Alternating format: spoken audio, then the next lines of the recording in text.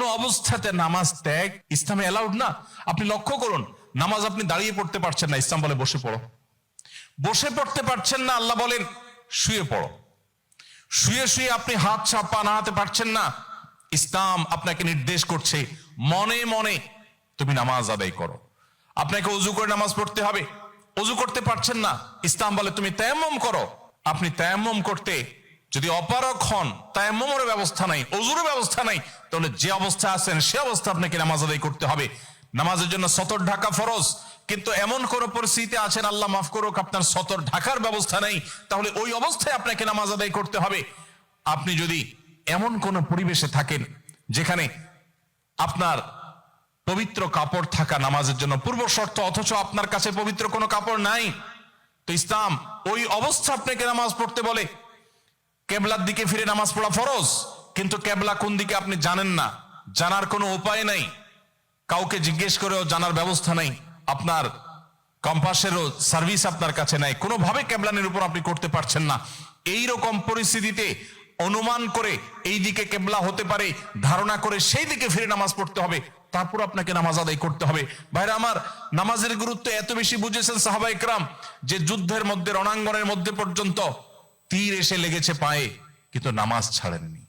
ওমর রাদিয়াল্লাহু তাআলা আনহু খলিফাতুল মুসলিমিন, তিনি বলেছেন লা হাজ্জা ফিল ইসলাম লিমান তারাকাস সালাহ, যে ব্যক্তি নামাজ ছেড়ে দেয়, যে ব্যক্তি নামাজ পড়ে না, এর ইসলামে কোনো অংশ নাই, সে নিজেকে মুসলিম দাবি করবার কোনো অধিকার নেই।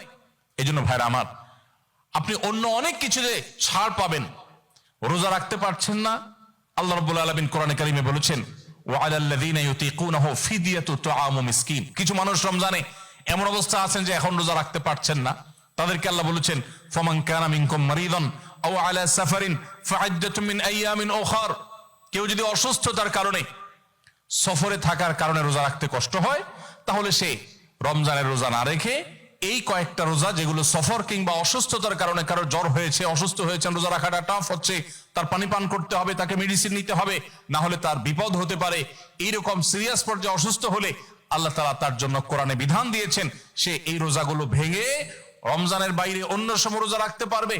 আর যদি কারো রোজা রাখার ক্ষমতা একেবারে শেষ হয়ে যায়, ওয়ালাল্লাযীনা ইউতীকুনাহু ফিদিয়াতু তুআমু মিসকিন, কারো রোজা রাখার একেবারে ক্ষমতা নেই, তিনি অসুস্থ হয়ে পড়েছেন, বার্ধক্যজনিত কষ্টে তিনি বয়সের শেষ প্রান্তে এসেছেন, রোজা রাখতে পারেন না, আর এই ব্যক্তির জন্য রোজার বিকল্প হিসাবে খাদ্য বিতরণ করতে বলা হয়েছে। মিসকিনকে, একজন মিসকিনকে একদিনের খাবার দিয়ে দিলে একটা রোজার বিকল্প হয়ে যায়। এইরকম ব্যক্তির, যে ব্যক্তির রোজা রাখার ক্ষমতা নাই বার্ধক্যজনিত কারণে, অথবা এমন অসুস্থতা যে অসুস্থতাতে কখনো আর সুস্থ হওয়ার সম্ভাবনা নেই, তার জন্য ফিদিয়ার ব্যবস্থা রেখেছে ইসলাম। কিন্তু নামাজের ব্যাপারে ইসলাম কোনো বিকল্প দেয় নাই। ভাইরা আমার, নামাজ এমন একটা ইবাদত যে এটার কোনো বিকল্প না, যে ঠিক আছে নামাজ পড়তে পারো না, তুমি সাদেকা দিয়ে দাও, এটা হয়ে যাবে, এরকম কোনো বিধান কোরআন হাদিসে নাই।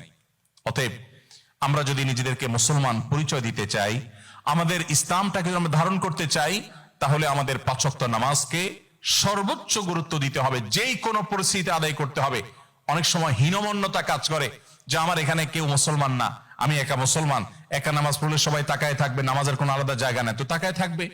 তাতে আমার যদি একটু হেজিটেশন হয়, আমি যদি একটু অস্বস্তিতে পড়ি, আমি যদি একটু লজ্জাস্কর পরিস্থিতিতে পড়ি, তারপরেও সেটাকে আমার মেনে নেওয়াটা আমার ইমানের দাবি। আমি জান্নাতটা আল্লাহর কাছে কোন মুখে চাইবো?